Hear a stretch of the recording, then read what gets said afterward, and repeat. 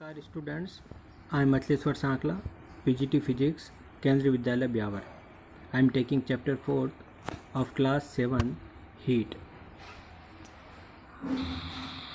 Which season you observe in this picture? Yes, it is winter season. In winter season we feel cold and therefore we wear woolen clothes. Which season you observe in this picture? Yes, it is summer season. In summer season, we feel hot and therefore we wear cotton cloths of light colors. How do we know whether an object is hot or cold? Ice cream is cold, spoon in a teacup is hot, fruit juice is cold, handle of a frying pan is hot. Do not touch objects which are too hot. We see that some objects are cold while some are hot. You also know that some objects are hotter than others while some are colder than others. How do we decide which object is hotter than other? Activity: how much we can rely on our touch of sense. Take 3 large mugs, label them as A, B and C. Put cold water in mug A and hot water in mug B. Mix some cold and hot water in mug C. Now dip your left hand in mug A and the right hand in mug B. After keeping the hands in the two mugs for 2 to 3 minutes, put both the hands simultaneously in mug C. Do both the hands get the same feeling? No. Our left hand tells us that the water in mug C is hot and the right hand tells us that the same water is cold. So much confusions. Therefore, we cannot completely rely on the sense of touch to measure the temperature of the object.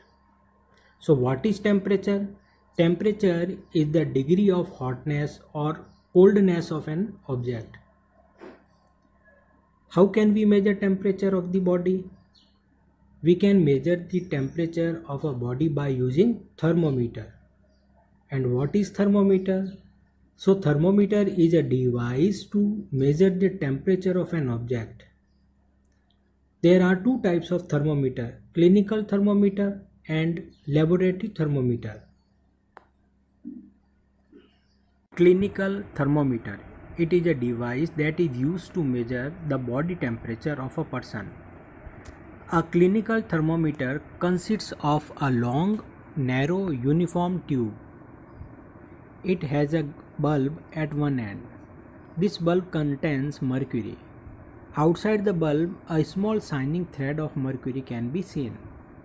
When the temperature increases, the mercury level in the thermometer rises up in the thread-like portion in the thermometer, which indicates the temperature of the body. The level of the mercury can be measured by reading the scale given on the thermometer. The scale of the thermometer records the temperature in degrees Celsius, generally 35 degrees Celsius to 45 degrees Celsius, which is the range of the human body. So what is the range of the human body? Temperature of the human body? The temperature of human body varies from 35 degrees Celsius to 45 degrees Celsius. It is called range of the human body temperature. On an average, the temperature of human body is around 37 degrees Celsius. Some person has greater than the 37 degrees Celsius temperature and some person has the lower the 37 degrees Celsius body temperature. The other scale with the range 94 to 108 degrees is the Fahrenheit scale. It was used earlier. The clinical thermometer has a small sharp curve called kink present near the bulb. This kink prevents the mercury level from the falling down on its own in the thermometer. How to use the clinical thermometer? First of all, clean the thermometer using antiseptic solution. Before taking the temperature, make sure that the level of mercury is below 35 degrees Celsius. Place the thermometer beneath the tongue about a minute. Then you can take it out and observe the temperature reading on the thermometer. What precautions should be taken while using a clinical thermometer? Wash the clinical thermometer before and after using it. Make sure that the temperature of thermometer is below 35 degrees Celsius before taking the temperature. Keep the thermometer straight in order to see the mercury level precisely. It should always be held with care or it can break down. You should not touch the bulb of the thermometer at all. Next is a laboratory thermometer. A thermometer which is used to measure the temperature of the objects other than the human body. Other than the human body is called laboratory thermometer. It can measure the temperature from range minus 110 degrees Celsius to 110 degrees Celsius.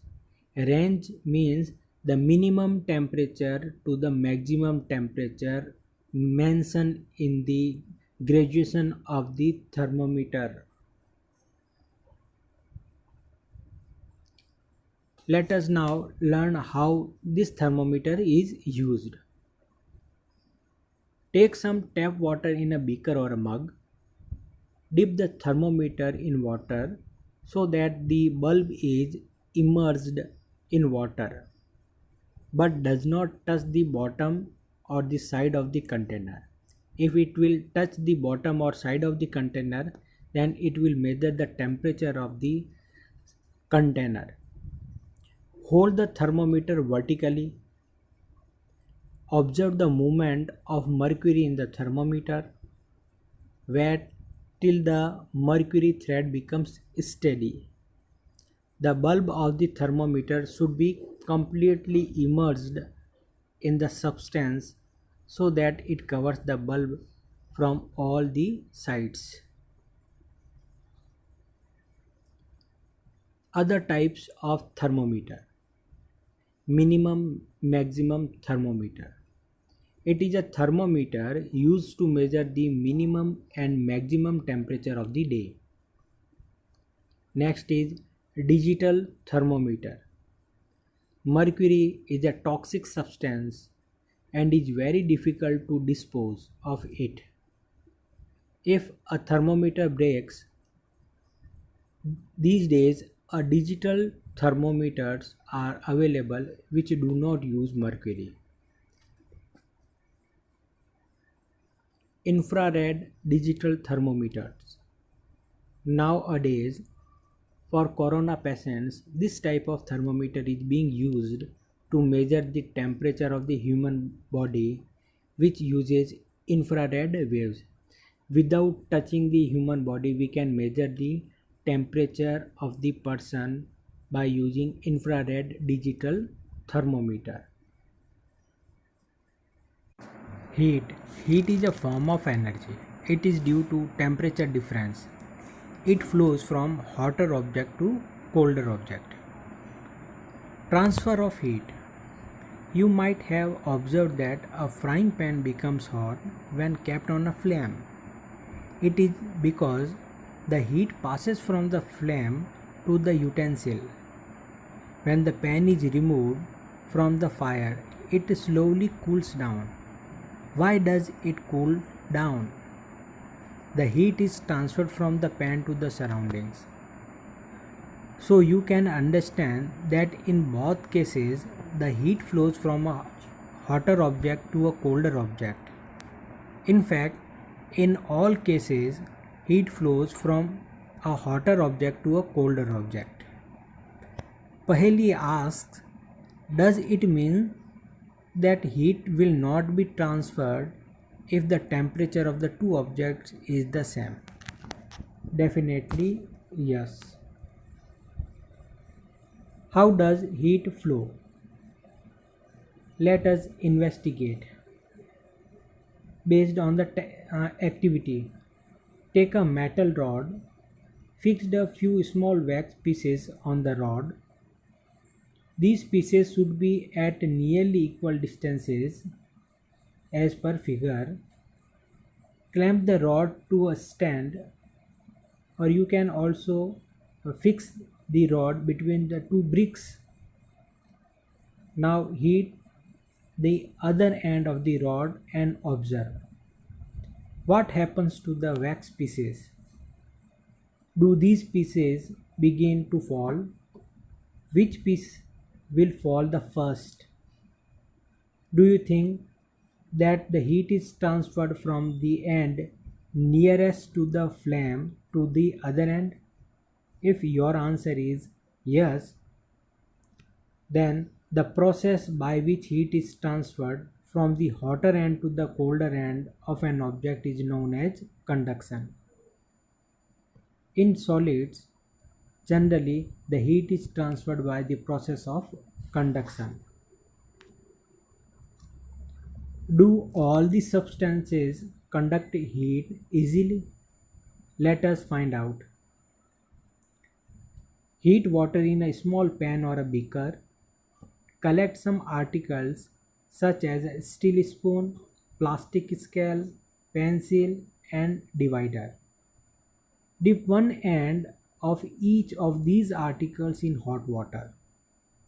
Wait for a while. Touch the other end. We enter our observations in the table. Steel spoon, which is made of the material of metal, becomes hot. Plastic scale, which is made of plastic, does not become hot. Pencil, made of wood, does not become hot. Divider, made of metal, becomes hot.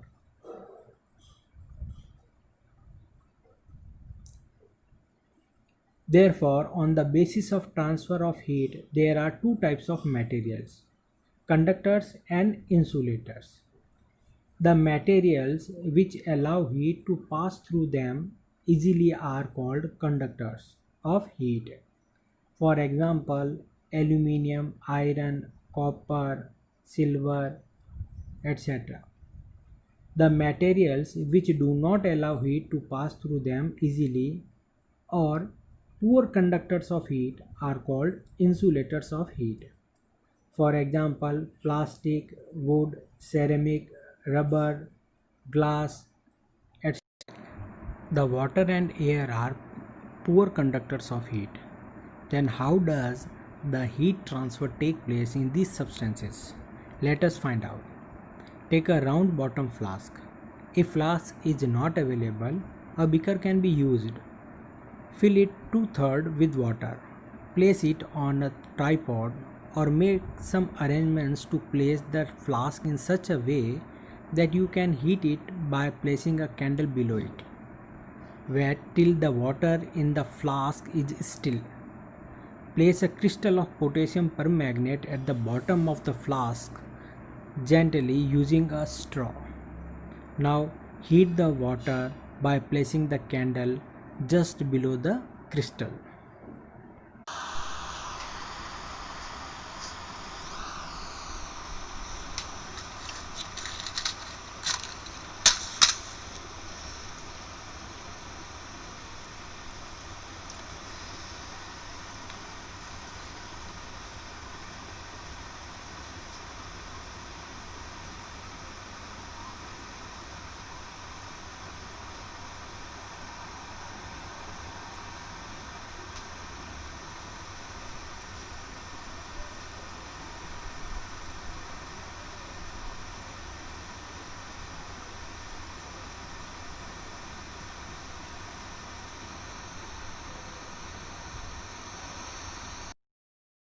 What do you observe?